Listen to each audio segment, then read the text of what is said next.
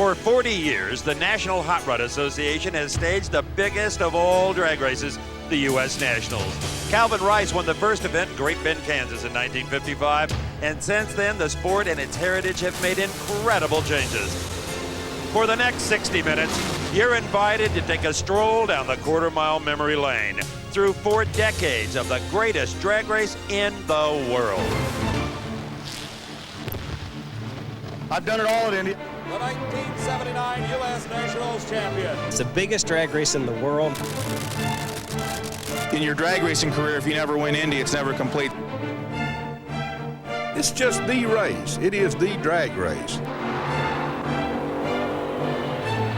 It is the race to win. I think any racer will tell you that. It's the one you all shoot at. That's the one that people remember you by.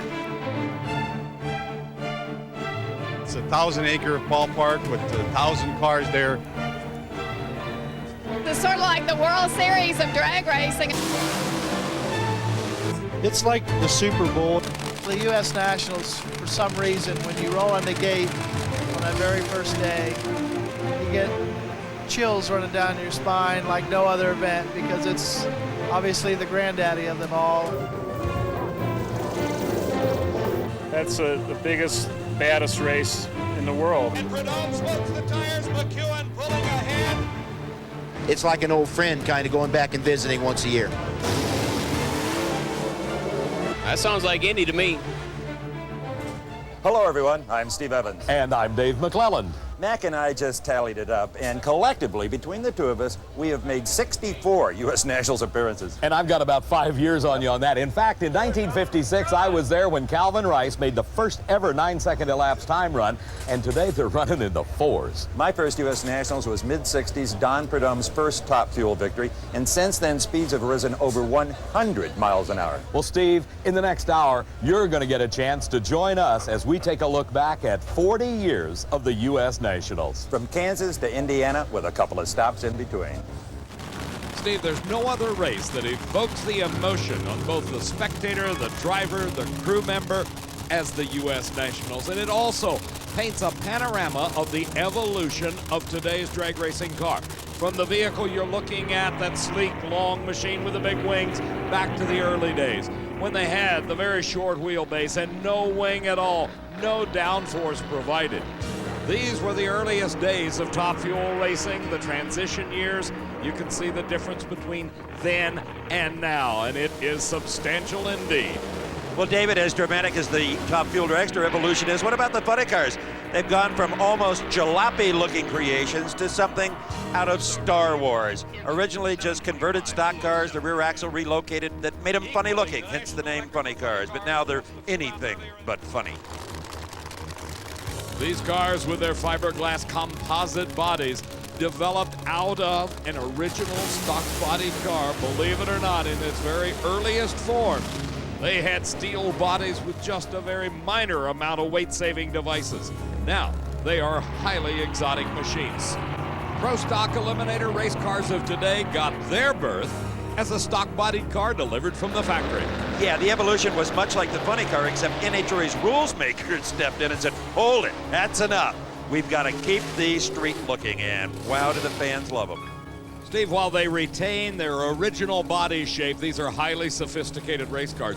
And what is developed with today's modern pro stock class is literally the closest category in competition in NHRA drag racing. And the U.S. Nationals has had some of the most memorable victories of them all. This sprawling facility, Indianapolis Raceway Park, the permanent home of the U.S. Nationals, but it didn't always look like this. No, it didn't. And in this video, it will be interesting to kind of look in the background and notice how the park evolves much as the sport has. Parks Tower, dedicated in 1983. Little did we know, this was the forerunner of the stadium-style drag strips that have been built all over the country and are still under construction. Parks Tower, of course, dedicated to NHRA founder Wally Parks, his wife Barbara. They loved that moment, as we all did, Dave. Even the racers were saying, it's about time. Now we've got something to be proud of. And pride is something that everyone has, because this is what it looked like back in 1955 when racers came from all over the country to participate in the first national event ever conducted. It wasn't called the U.S. Nationals then. It was just the plain old Nationals because there was only one race. How did so many competitors all over the country hear about this big event? Well, through the pages of Hot Rod magazine, which everybody read, and Wally Parks, not coincidentally, was the editor of Hot Rod. Well, the early races were conducted on very primitive facilities. We started out in Kansas on an airport runway, and it was a tremendous experience for all of us because it was all trial and error, and it was everybody's dedication and determination that made it happen. And of course, back in the mid-1950s, airports, either abandoned or active, were the sites of drag races all over the United States. Great Bend, it had the distinction of having the very first race, but they had to wait 2 weeks for the final round to be decided when Calvin Rice took the win because it rained out. In fact, the finals were held in Phoenix, Arizona because the finalists were from the western part of the United States. And you're right, Calvin Rice with a fuel-burning flathead was the first ever Nationals top eliminator. And he started a tradition that is carried on until this day, receiving the accolades for the titles. Kansas City, Missouri. Steve, this was the first U.S. Nationals that I had the privilege of attending. It was on a racetrack down in the river bottoms alongside the Missouri River. Were you announcing? No, I wasn't. Just there with a guy running a dragster, and we had a great time. Ingenuity in action was the battle cry, and you saw it all from stripped-down bear rails like that to, how about the aircraft Allison engine car of Art Arfons, the Green Monster. And we started to see the first of the small block Chevy V8s. Remember, this was 1956, and they were starting to hit the track. Oklahoma City was the home of the U.S. Nationals for the next 2 years, 1957 and 1958. They got a little creative in those days, too, not only with the cars, but with the video. The fans today love the burnouts. Back then, the entire race was one big burnout. And the cars, Dave, were frightful. They were very difficult to control, and I don't believe nearly as safe as what we have today. Detroit, Michigan. The next 2 years, 1959 and 1960, was the home base for the biggest drag race in the world, the U.S. Nationals. The cars becoming a little bit more exotic, and in those days, onboard cameras were also state-of-the-art. Look, a rear-engine dragster dating back to the 59 and 60 era. Well, the flagman's days were numbered, and so were the days of multi-engine power plants. They would soon fade away. Steve, by 1961, the Nationals had grown in size that it needed a permanent home, and it found it at Indianapolis Raceway Park. But the park a far cry from what it is today. But still, even in those days, it was a magnificent facility. In fact, it cost over $1 million in the 60s. It had an oval and a road course, and the first tech inspection was so huge, they had to move it out of the racetrack into a shopping center over on Speedway Avenue. Back in those days, Eddie Hill was just a youngster and had a twin-engine car. We took our big old heavy twin-engine Pontiac there with our dual rear slicks, and that car was so heavy and had so much power, and the asphalt was fresh. I literally ripped up the asphalt and flipped it backwards. I actually dug out a divot of fresh asphalt, flipped it back when I ran that big old heavy car. And Buster took the divot, he put it back in there, tamped it down, you know, and said, now don't run here anymore, run over there next time. I watched it come from just a piece of asphalt and a tower to a big stadium type of deal, and it's just fantastic. Steve, I remember those days very well because it was 1961 that I announced my first national event, the U.S. Nationals, and it has been my honor, privilege, and pleasure to have been there every year since that time. 1961 was one of the years of the now infamous Nitro ban, but a young man out of Atlanta, Georgia named Pete Robinson in a Dragmaster car with white wall slicks on the back won top eliminator over Tom McEwen. He would forever be known as Sneaky Pete Robinson. Steve, one of the reasons why he was called Sneaky was back in those days he had a little hand jack in the car, could lever the rear wheels off the ground, got them spinning. When the flag was thrown, he'd drop it down on the ground. He was running 840s and nobody else was close. We, in fact, could not even announce his time until he had done it 2 or 3 times because everybody knew he had to be doing something wrong. By 1963, the flag starter was sitting in the grandstands, and along came an electronic device called the Christmas tree. And the drag racers, for the most part, hated it. For a number of reasons. It had a few glitches occasionally. I think the big thing was you couldn't fault it. It was either red or it was green, and you couldn't buy a couple of beers and a cheap steak dinner the night before to get on its good side.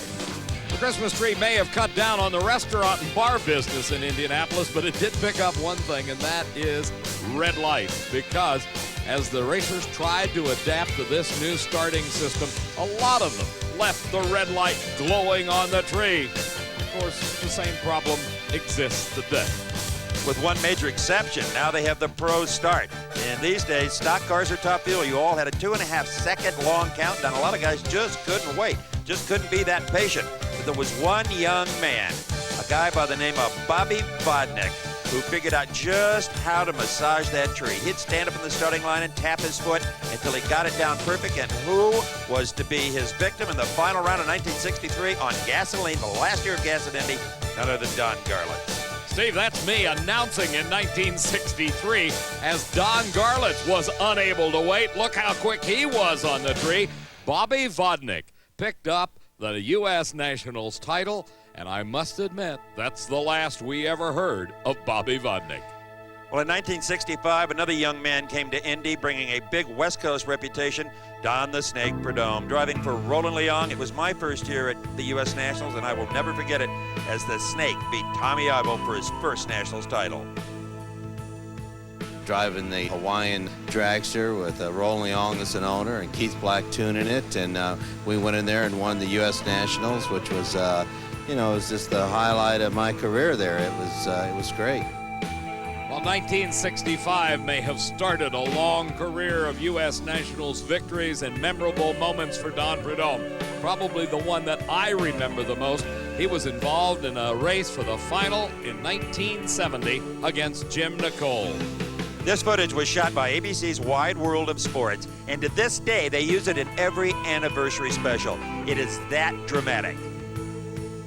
Nicole and Prudhomme left the starting line together, but the incident occurred at the finish. His clutch came out of his car right in the lights and cut his car in half, and he went over the guardrail, and I went spinning down at the end of the track, you know, following his car, and I figured he had lost his life at that time. That had a big moment in my life.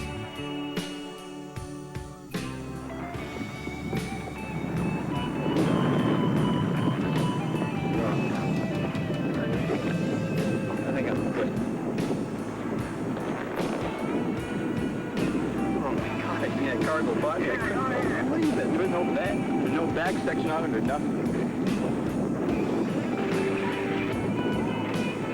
The emotions of Don Prudhomme, the year 1970, as he watched the car of Jim Nicole cut into.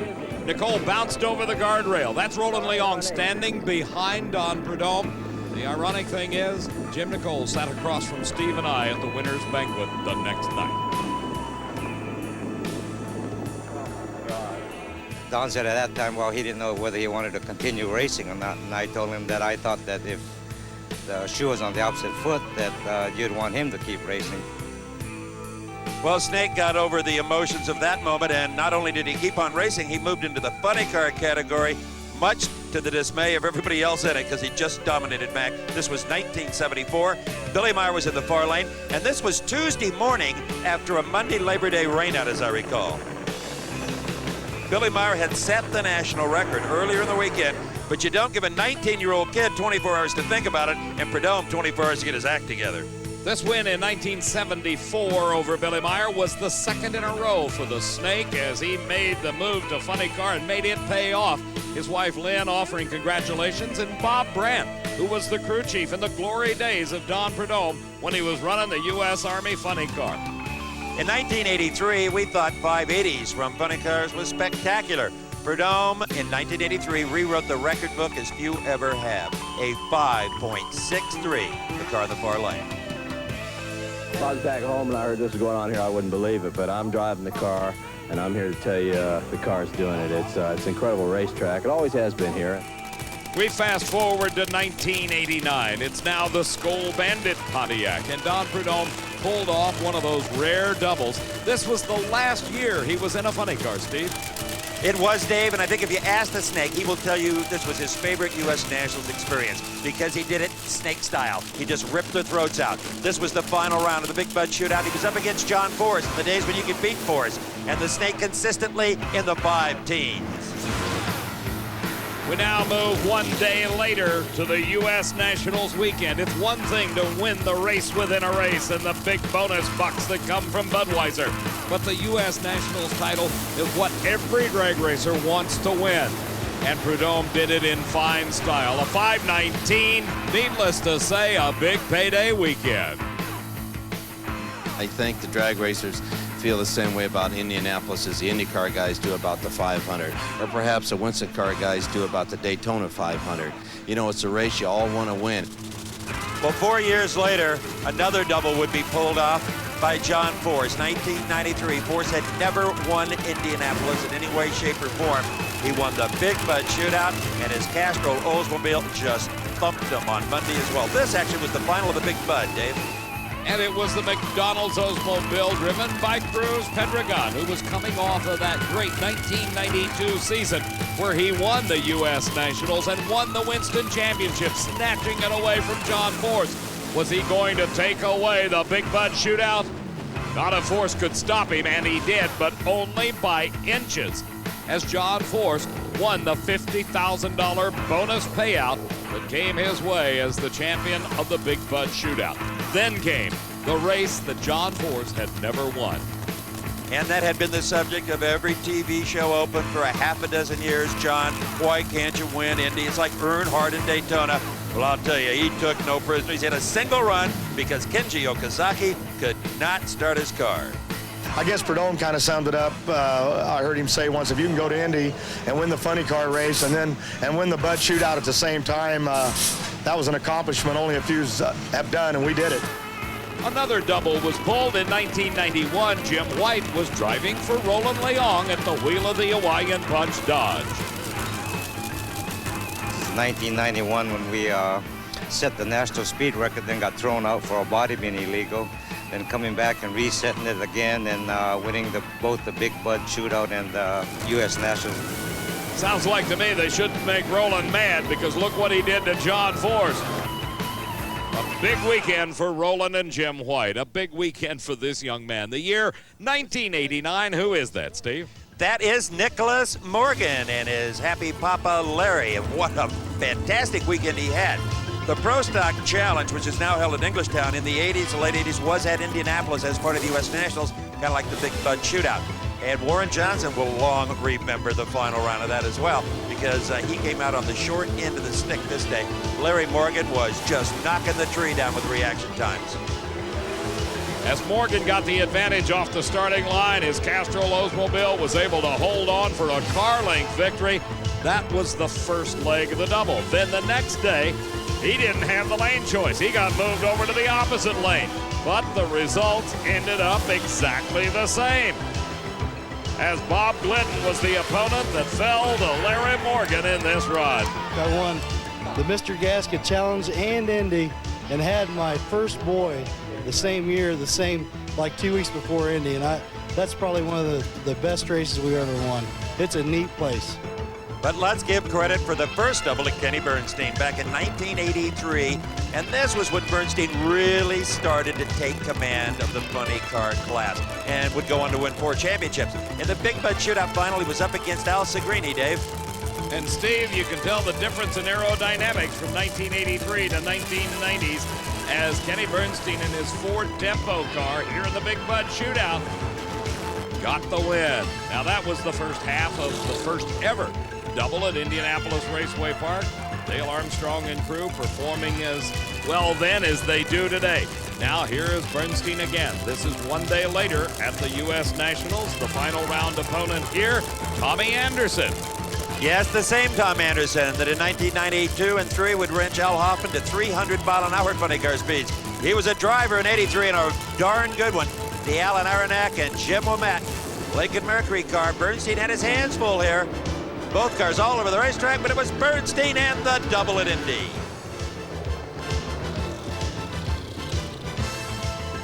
Of all the places to do that, the U.S. Nationals being what it is, what it meant to me and means to me, and all of us as competitors, it was a great thrill for us to accomplish that. And that's what I remember the most about Indy. It's being the biggest there is, the best. And little did we know in 1983 that Kenny Bernstein was going to go on to win 4 consecutive Winston championships. In 1986, with his funny car, he was the first to run over 270, and also the first to use a lock-up clutch. And boy, was Kenny excited about his chances in racing. Right, that's it, that's it. Well, I knew it was good. I mean, I knew I got down here and I was just hollering in there. That's super. Darmstrong, man, I'm gonna kiss you all over. Yes, sir. Wasn't long, though, that Kenny Bernstein slid his frame inside of one of those little tubular chassis they call a top fuel dragster. Actually did that in 1990 and found out the learning curve was pretty stiff, but in 1991, Kenny Bernstein, the Bud King, made the finals against Pat Austin in the Castrol car. Austin, many-time alcohol champion, first time ever in a dragster, and you saw what happened. He just misjudged the burnout a little bit and banged the blower, sending Kenny on a single. The Austin family had acquired the Castrol GTX dragster from the late Gary Ormsby's estate, and Pat Austin had done such an outstanding job in his debut performance until it came down to this disappointing moment. All he could do was sit on the guardrail and watch as Kenny Bernstein came to the starting line. The crewman in the back probably signified the emotion of the moment. They knew they had the race won, and that's all that counts. You bet. That was Mike Guger, who's been with Bernstein a long, long time. And then to rub salt into the wound, Pat Austin looked on as Bernstein smokes the tires. He had given it away.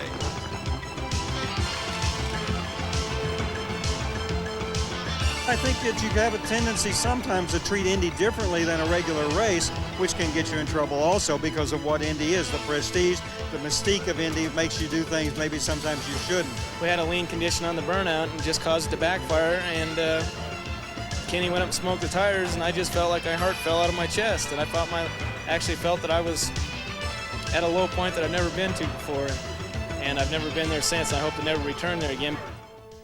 Well, that U.S. Nationals was a low point for a lot of us, especially Lee Beard. Not only the losing crew chief in that Top Fuel final, but he had just suffered the loss of his great friend and team owner, Gary Ormsby, from cancer.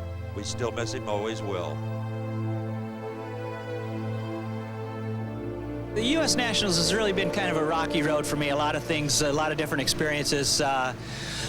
The announcement came that my former boss, Gary Ormsby, had passed away, and that particular weekend I was with Pat Austin, and we went to the final round, and that was a very difficult race for me. Well, my most emotional U.S. Nationals came in 1978, the funny car final, Mac. As you can hear me in the background calling the race on the PA, Tom McEwen raced his longtime friend and competitor, Don Prudhomme. But the emotion really built up to the McEwen side. He had just lost his son. One of the last things he told me is he wanted me to go there and win the race for him, and so I was kind of on a mission, and it worked out really good. But it was a real emotional deal all weekend, and it's something that you don't forget about stuff like that. In fact, it was so emotional. Prudhomme, a heavy favorite. When McEwen won, and he did in that Corvette of the near lane, his crew, so ecstatic, they jumped in Don Prudhomme's truck and tried to drive it down to the end of the racetrack. There they were, absolute bedlam. At the far end of the racetrack, I didn't know if I could do the winner's interview. It's been tears in my eyes. And there were tears in Don Prudhomme's eyes as well. Talk about emotion. Darrell Gwynn at the wheel at that time of his Coors Extra Gold car. This was 1989. His career definitely on the ascendancy in Top Fuel competition. But as we all know, in 1990, he made that fateful trip to England. The dreadful accident occurred, and Darrell Gwynn returned to the U.S. Nationals, this time at the controls of his wheelchair as Frank Hawley was driving the dragster. Well, it was a big boost for me to come back to Indy, being a defending champ. And after all, my recovery came from all of my friends, and that's where all my friends were, and that's why I wanted to be there. It was one of the motivating things for me to get on with my life and to get out of the hospital and to just be around the people that I wanted to be around instead of being around, the hospital surroundings. I will never forget, 11 a.m., Monday morning, Labor Day, the roar of the crowd as Darrell Gwynn wheeled out onto that starting line. They were quiet, though, for the Top Fuel final, because Darrell's car with Frank Hawley in it made it all the way up against Joe Amato. This was the finals of the U.S. Nationals in 1990. And as Darrell watched, Hawley was outdistanced by Joe Amato, bringing an end to the dreams of Darrell Gwynn, at least that day. There was a tremendous amount of emotion on the starting line as the crews exchanged congratulations or condolences. Tim Richards, who was at that era the crew chief for Joe Amato, over to chat with Darrell. Darrell headed back to the pits. Listen in the background. The crowd still cheering Darrell Gwynn, his father Jerry, his then fiancee Lisa Hurst, now Mrs. Gwynn. What a fitting way to end the U.S. Nationals. And you know, Mac, a lot of bizarre stuff has happened at Indy. Let's take a look at some of these incidents. How about 1969, when Tom Neha actually, well, he had the race won against Bill Morgan. I'll let you watch what happened. A handicap race, and Neha in the 57 Chevy wagon in the near lane, the big wagon on the far side trying to play catch-up. Watch, watch. But he forgets there's no breakout in the final round. Nails the binders, and around him comes Morgan. Steve, that is a rule that didn't last very long. The no breakout in the final. Morgan just squeezing by to take the win.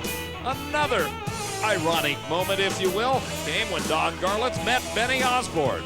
Well, he was supposed to meet Benny Osborne, but as the car was slowing down after the burnout, Don Garlits accidentally shut his motor off, and he got a farewell handshake from starter Buster Couch.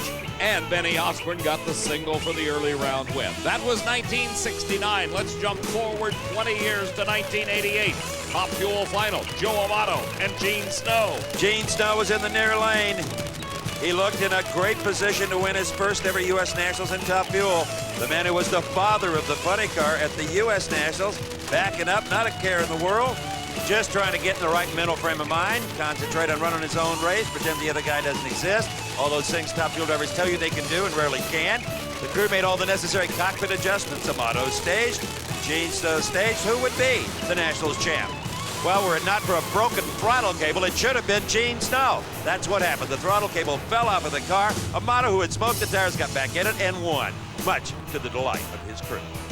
As we saw a little bit earlier, the dejection on Pat Austin's face when he knew he just gave it away after he exploded the supercharger on the burnout. The same emotions going through Gene Snow's mind as that throttle cable let go. Nothing but raw fuel poured out of the motor. Nothing but smoke came off of Joe Amato's tires. But trust me, when you look in the record book, it has no asterisk beside the win of Joe Amato. The Wave was popular back in those days as well. Yeah, well, you were in the tower whipping him. It was an embarrassment to the entire sport, Mac. Look at this. Billy Meyer will vaporize a funny car body for you.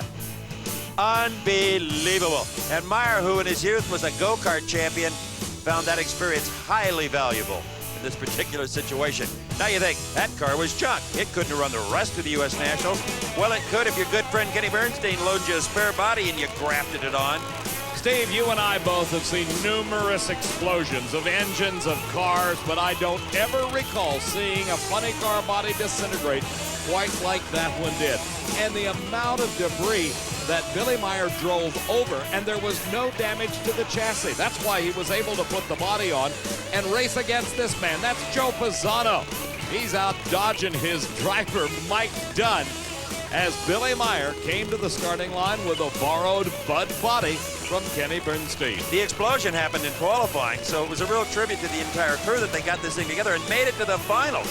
And it looked like Meyer was maybe going to win it when just something else went wrong. And as we saw earlier, Mike Dunn was able to backpedal his way to a win. Meyer launched well off the starting line here in the car in the lane nearest the camera, but he was unable to complete the run as problems set in. Mike Dunn recovered, as every good driver tells you they can do, and drove on for the win. If you're a younger fan and only know Dick LaHaye from, say, the 93-94 seasons as crew chief for Scott Kalitta, let's go back to 1989 when Dick LaHaye as a driver made the final round up against Darrell Gwynn. LaHaye was in the near lane, pumping that brake, kind of like Gene Snow earlier. In fact, in the same lane, I'm going to be the U.S. Nationals winner. Well, maybe not.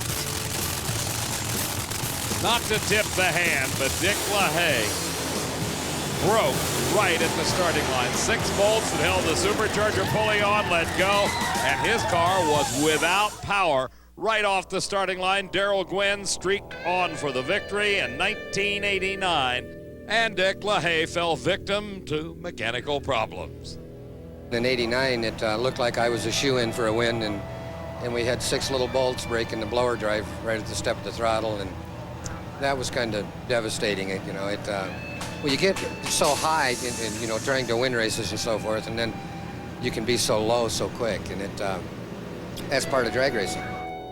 Well, hot tempers are also part of the U.S. Nationals' emotional extremes. Here in 1981, let's watch Connie Kalitta. Watch this build. The engine will not start. Connie is strapped in. He's a prisoner. David Pace is out there backing up from his burnout. Connie wants to race. They're trying to fix the problem. Just kind of watch here. You're going to see a man turn into Mount St. Helens.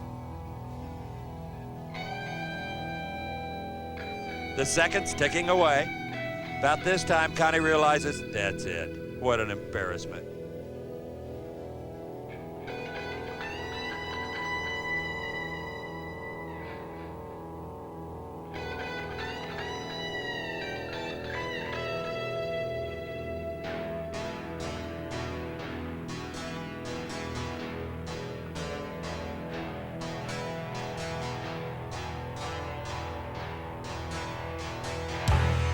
Get back.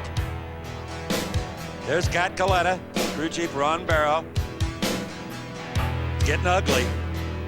David Pace. Well, Connie Kalitta's not watching. He's going to show the team what they did wrong.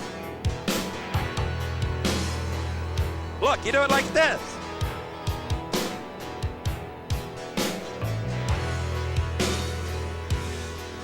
Pace would not have been much of an opponent for Kalitta. Kalitta knows that. For very good reasons, there's no audio from Connie Kalitta.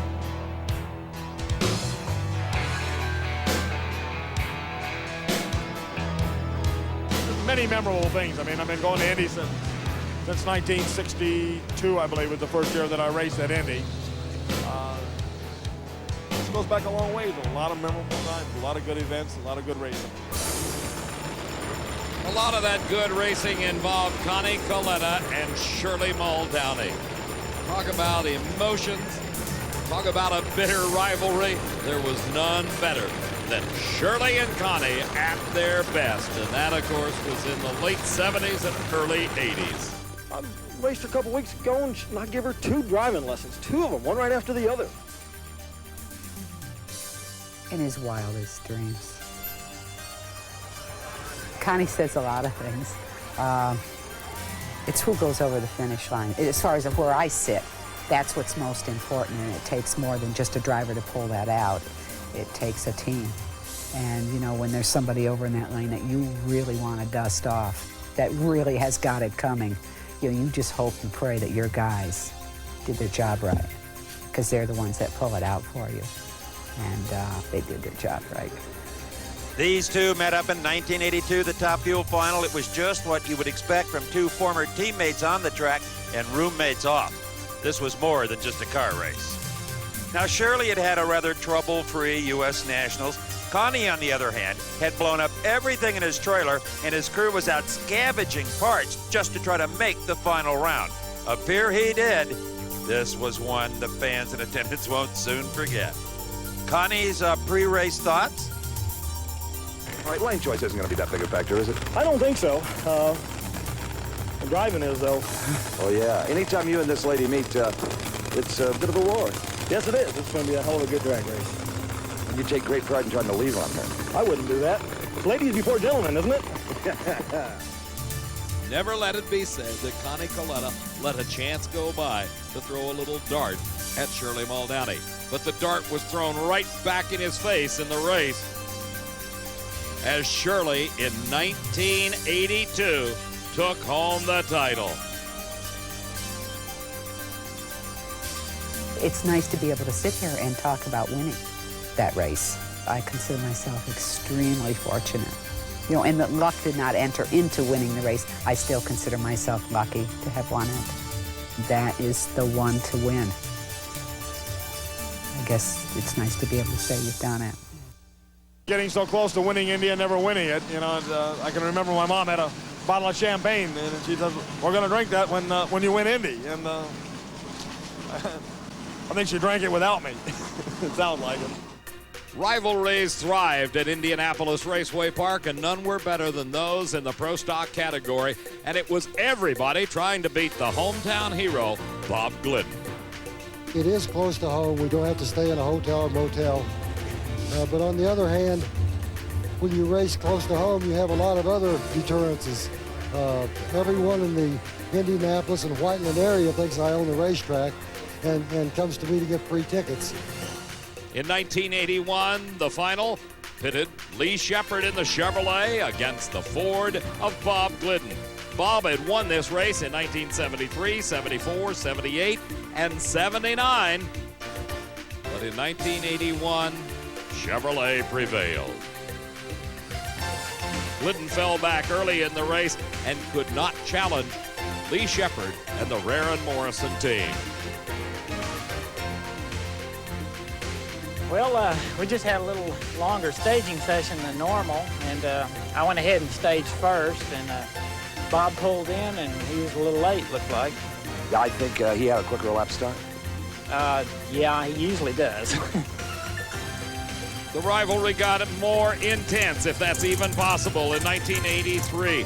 Another big staging battle, and you thought that was only a product of the 90s. Forget about it. Staging battles have been going on since drag racing began. And look who wore the big #1 as Winston champion, Lee Shepard. Oh, they just sat there. And sat there. Look at the crowd in the background. Nobody moving. Not the cars, not the people. The starter's getting involved there. Buster Couch, he said, come on, guys. Shepard broke first.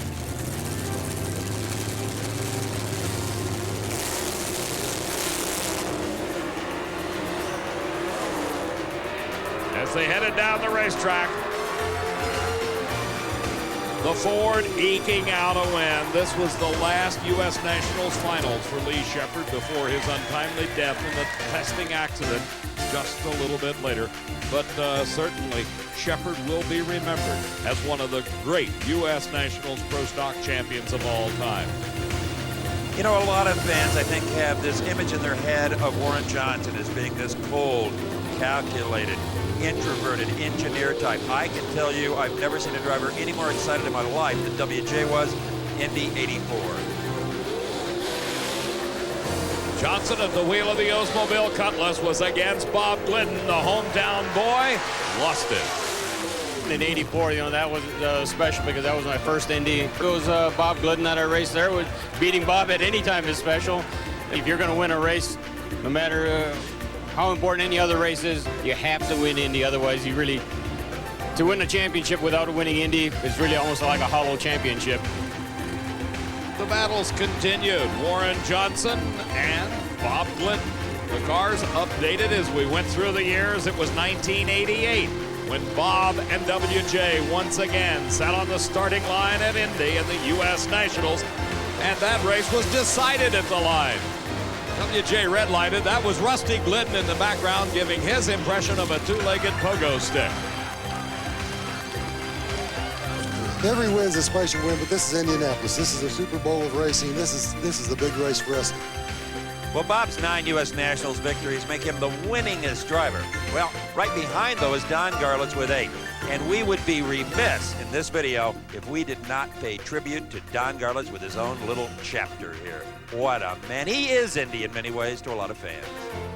And of course, Indianapolis Raceway Park has been the scene of some of the greatest triumphs and greatest memories that we have of Don Garlits. Here's a shot long before Indianapolis Raceway Park in the U.S. Nationals. Don Garlits, no face mask, a carbureted blower. In '62, he drove for Connie Kalitta. Oh, the first one was with my gas car. In fact, Don Garlits was driving it, and I think we go back to 1962, I would imagine, and around 180 miles an hour on a gallon of gasoline. That was sort of one of the first significant things I can remember about Indy. And it was a milestone moment indeed, the first ever 180, and it was Don Garlits driving Connie Kalitta's car for that sole purpose, because in the finals up against Jack Crispin, it was Don Garlits at the wheel of one of his fabled Swamp Rats, and it failed him this day as Jack Chrisman won the race. This was 1962. 1963, love the shades, lady. Big Daddy again in the final. We touched on this earlier. He was over on the far side up against Bobby Budnick, the 19-year-old kid, and Big left way too soon.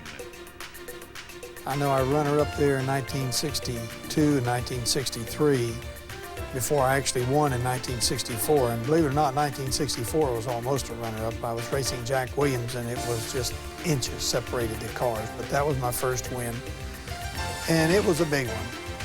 By Indy time 1967, it was a very frustrated Don Garlits. Most of the better cars were running in the 6-second lapse time zone, not Big Daddy. He wasn't winning, he wasn't qualifying. He said, I'm going to grow this beard until I run in the 6s. He made it to the final in 67 against Californian James Warren. Steve, as incredible as it may seem, with all the performance accomplishments that Don Garlits has had at the U.S. Nationals and in Indianapolis Raceway Park particularly, the thing that sticks out most in my mind, and I think most of the people who've been around in this sport for some time, is this beard incident. You always hearken back to Don Garlits and the beard shaving incident on the starting line. This was the final. Garlits and Warren.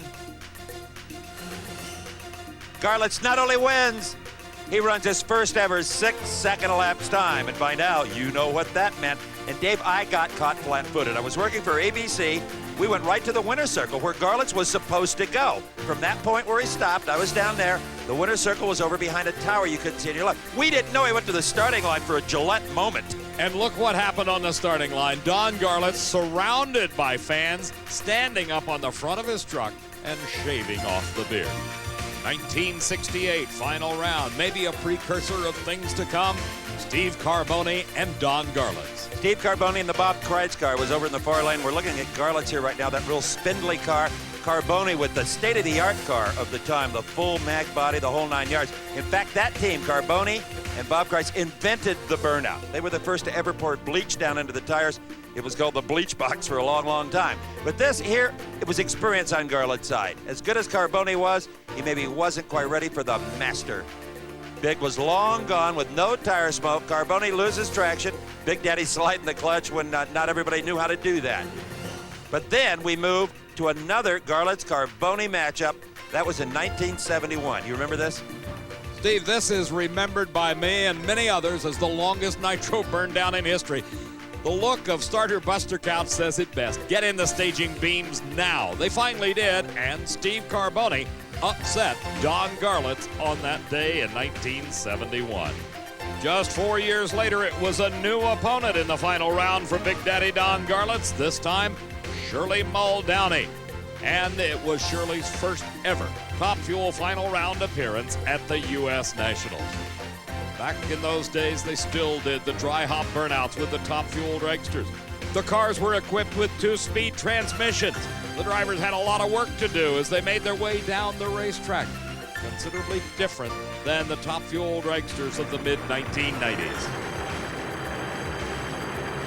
As everyone at Indianapolis Raceway Park watched on, Shirley hazed the tires off the starting line, fell behind, and Don Garlits defeated Shirley Muldowney in her first ever appearance in a Top Fuel final at the U.S. Nationals. Little did anyone know at that time what that race would start, that rivalry between Don and Shirley. Shirley, you got to realize the pressure was really on her because here she's got further in drag racing right now than any woman ever has. I mean, you know, runner up, you got to understand that that's a fantastic thing. This is the U.S. Nationals. Oh man, this was only the U.S. Nationals. He almost seemed proud of Shirley that day. Well, in 1978, Garlits again in the Top Fuel final up against Rob Bruins in Argane's Markley car from Federal Way, Washington. Bruin was to become an NHRA Top Fuel champion, the only one who ever did it without ever winning a single race. Again, proving the value of consistency throughout a season-long competition in the Winston Points chase. The same holds true today as it did back in the 1970s. This was 1978 at Indianapolis Raceway Park as Rob Bruins staged against Don Garlits. In one of the closest races of the year, just a few feet separated the winner from the loser, 5.90, the winning time for Garlits as he won yet again at IRP. The competition has just gotten fantastic. It's probably the best drag race that I've ever witnessed. Well, he may have updated that opinion in 1984. After having been missing from the U.S. Nationals for 5 years, Garlits returned big time. It would be 1984. I had been out of racing for a few years. We established the museum of drag racing, and I wasn't running the circuit. And Art Malone came up here to the museum and wanted to go to Indy, and I didn't know that he meant with a car, but he did. And he bought an engine for us, and we took one of the cars out of the museum. Small print 26, I think it was, 1981 car. We put the modern engine in. We went to Indianapolis, Garlits and Malone. And I'll tell you what, everybody had a laugh. Not the fans, but the racers, because we were there, two old dinosaurs, they said, with a car out of the museum. And we worked our way through the field and won the event against all odds. And we didn't back into it. We were running good. And we went on to win at Pomona, the World Finals. And it actually got me back into the sport. But that race, winning that race at Indy in 1984, two old guys that were actually retired in a car that was a museum piece, just had to do something for you. It made you feel good inside. Well, Garlits went on to win the next 2 years at the U.S. Nationals, and both times his victim in the final round was the youngster from Garlits' home state, Darrell Gwynn. In fact, Dave, remember what he called Gwynn? The Wolf, because he's hungry.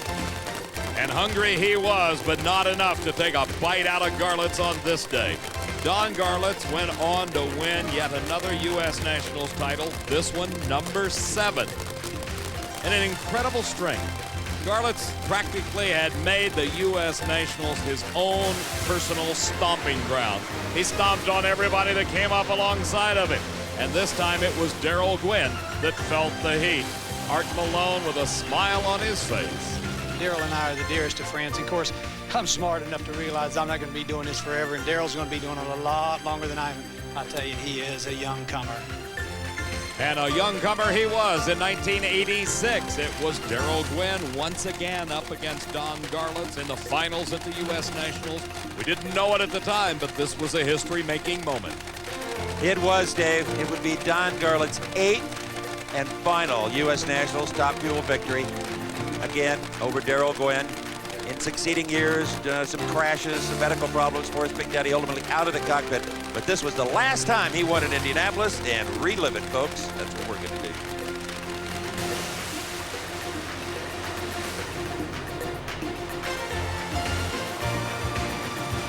Darrell Gwynn got closer than the year before, but not enough.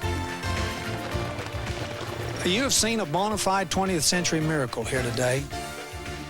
They come from all over the country and the world, for that matter, to run at Indy. This is a racer's race and a spectator's race, and that's what makes it so great.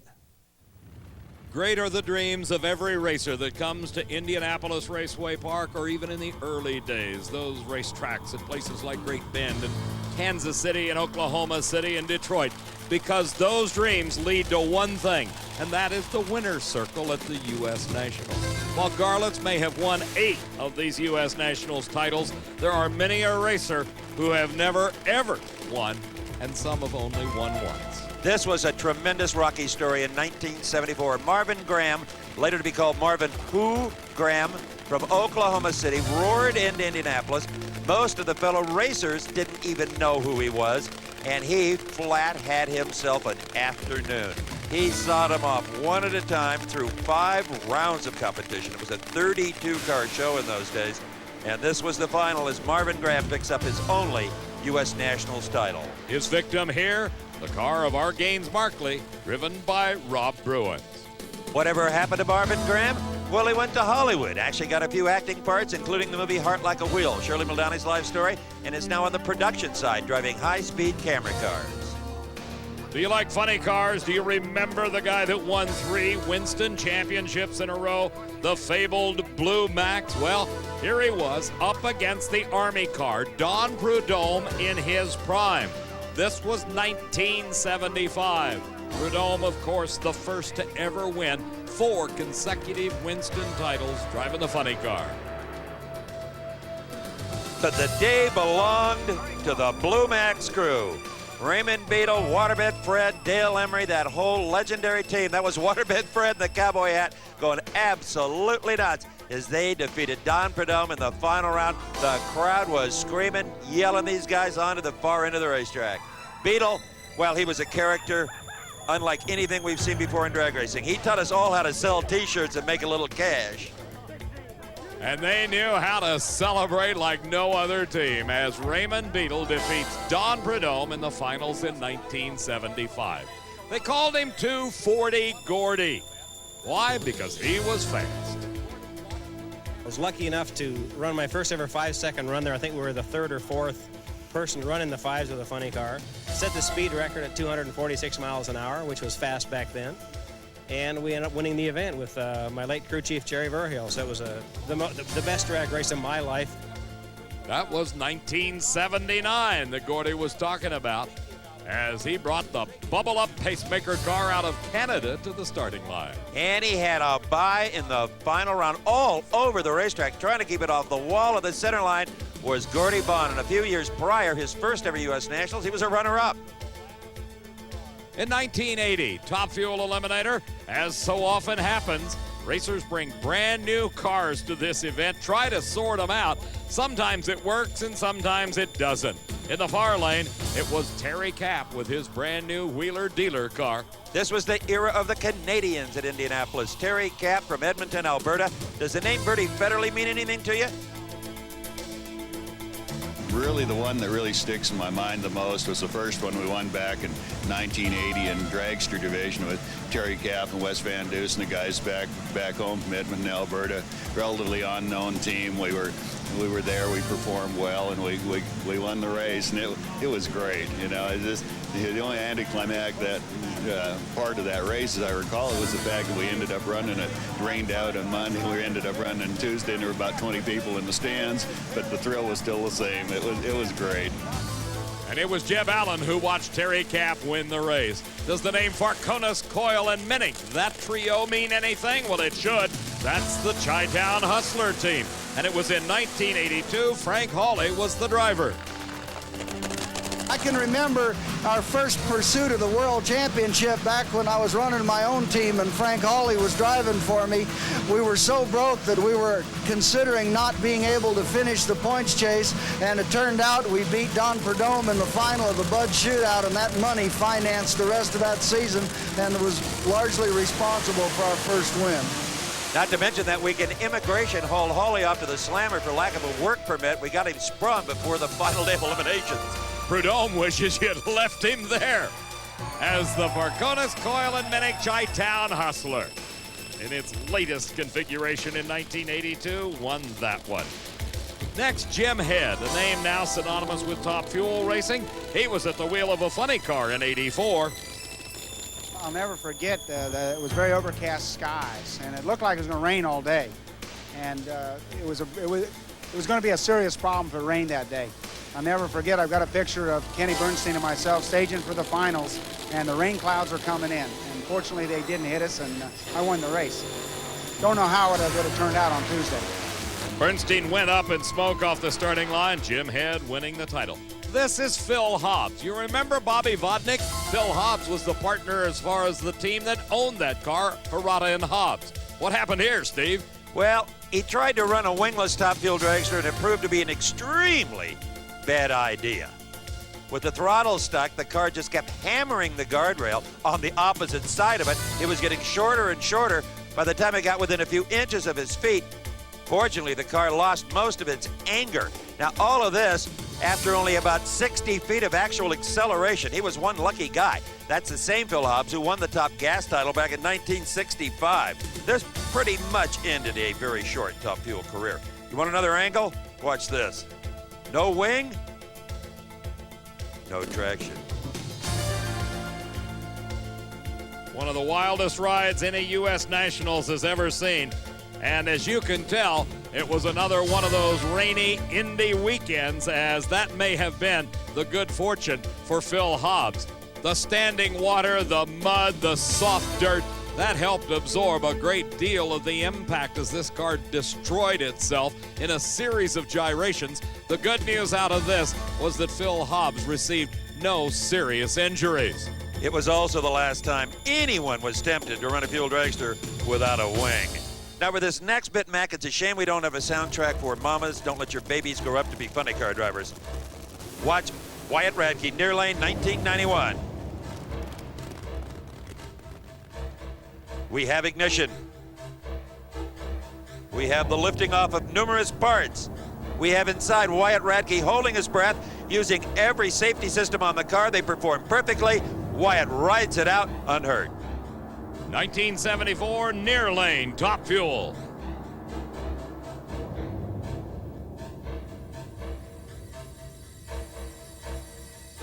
(1974) Mike Miller, fire.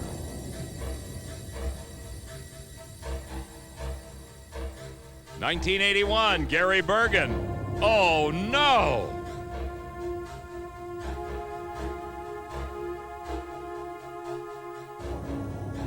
1983 Shirley Muldowney, big trouble.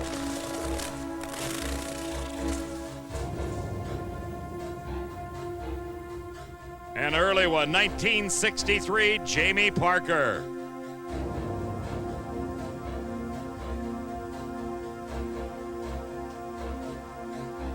1982 Billy Williams, you'll know which car it is.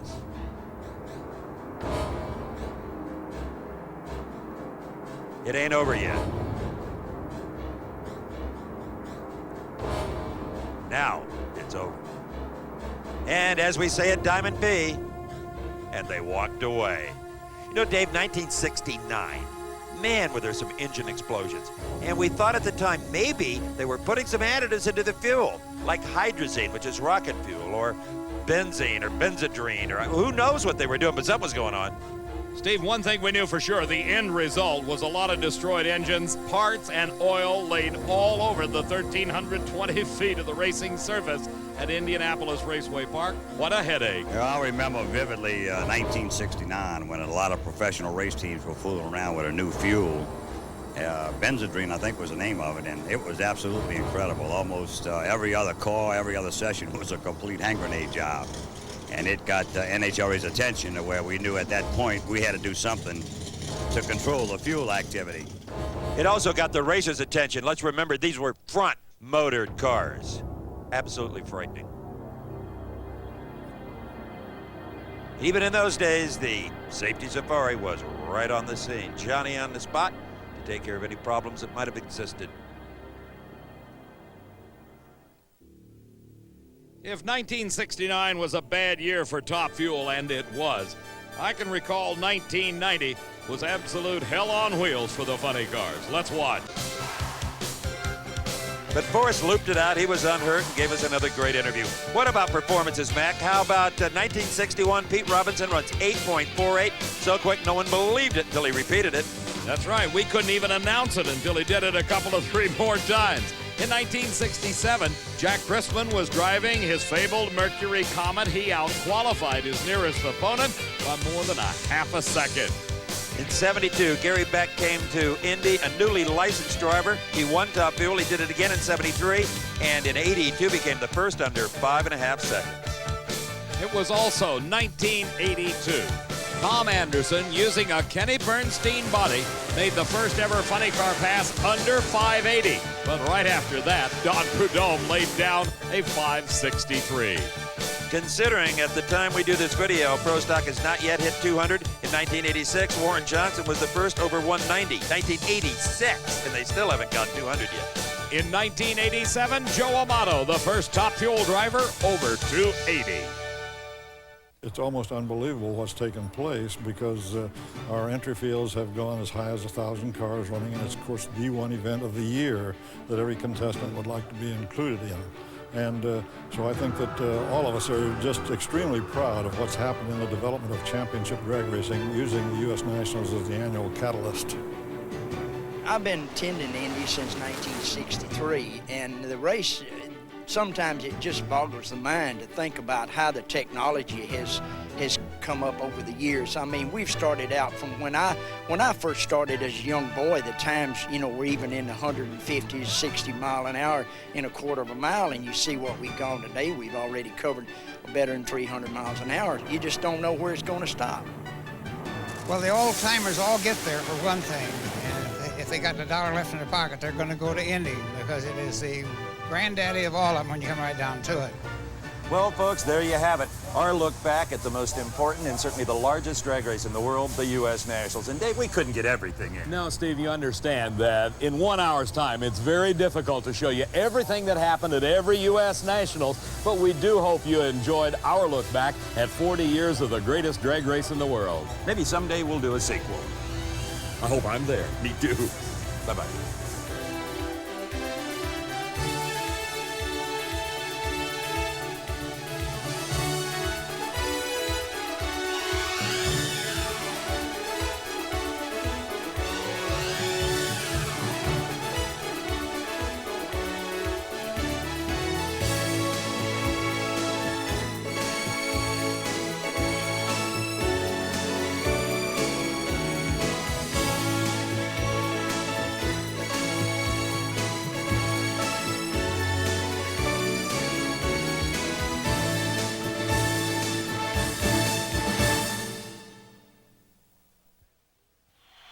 Want the best seat in the house for motorsports entertainment?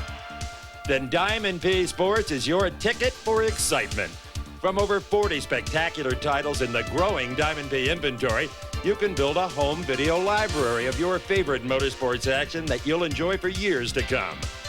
For the drag racing enthusiast, Diamond P annually presents the entire NHRA Championship season in review. You get all the dramatic action as the best drivers chase the elusive NHRA Championship crowns. Beginning with Drag Racing 86, you can pick and choose from the entire library of season-long highlights. For an exciting and comprehensive look at recent drag racing history, there's Decade of Thrills and Decade of Thrills 2, examining the most chilling, agonizing, and emotion-filled moments of the 70s and 80s. Now, funny car fans can't get enough of Fabulous Floppers 1 and 2. The sound and excitement of Pro Stocks takes the stage in Hot Rods from Detroit, and Top Fuel is What's Hot in Kings of the Sport. Interested in the legends of drag racing? Diamond P fills the bill with a dynamic story of Don Prudhomme and 2 videos on the one and only Big Daddy, Garlits the Legend and Garlits 2, The Legend Lives On. Now, if you're a drag racing history buff, you can trace the evolution of NHRA in Gathering Speed. For those who like their racing loud and raw, don't miss Top Fuel Sensations, the sights and sounds and smell of record-breaking performance, and Challenge of Fire, the thunder and fury of side-by-side jet car racing. If it's monster trucks, mud racing, and tractor pulling that cranks you up, then Shake, Battle, and Roll and Shake, Battle, and Roll 2 are for you. For racing of the H2O variety, there's Thunderboats, a fascinating look at 200-mile-an-hour hydroplanes and the fearless men who pilot them. Sprint car fans love the unpredictable winged whirl of outlaws from the Knoxville Nationals. Beginning with Knoxville 87, you can get the entire collection of annual mayhem. And fasten your seatbelt for a treacherous journey as Up, Over, and Off-Road takes you from the Baja Desert to outrageous stadium racing. For two-wheel fans, the amazing aerial dogfighting called Supercross fuels the intensity for the flight to the finish. If you're a truck enthusiast, hey, you can't beat the 3-volume set entitled Truckin' Trilogy. It's all the best trucks, competition, and locales from the Truckin' USA TV series. Wanna go drag racing? Well, 2-time funny car champion and drag racing instructor Frank Hawley takes you from street to strip in this informative video that explains procedures and concepts it sometimes takes years for even veteran racers to get a handle on. Diamond P Sports brings you the story of Bernie Little, the owner of Miss Budweiser, the most recognized name in racing. Mr. Unlimited recalls a career that spans 3 decades in unlimited hydroplane racing. Share the ups, downs, elation, and sorrows. Once a used car salesman, now a multi-millionaire and the owner of the most famous racing boat ever to turn a Brock. If you're ready for more mud and monster trucks, you'll want the 3rd installment of Shake, Battle, and Roll. It's more of the mud racing mishaps and monster truck tribulations that Diamond P Sports fans demand. Shake, Battle, and Roll 3 is sure to satisfy the mud-thirsty monster lover in you. Out of the Everglades and the Diamond P archives, perhaps the most unusual motorsport ever, swamp buggy racing. Swamp Fever spans a decade of the most outrageous amphibious vehicles ever to cross the Sippy Hole. Swamp Fever, watch out, it's catching. And finally, to complete your library, you must include the best-selling series of And They Walked Away, volumes 1, 2, and 3. Here are the most breathtaking moments from the Diamond P archives, racing's most spectacular spins, flips, wrecks, and fires, and in each perilous incident, the driver beats the odds. To order any of these terrific videos or to receive a full-color catalog detailing all of the titles available, just call 1-800-421-0725 or write to the address on your screen. Diamond P Sports. We make motorsports come alive.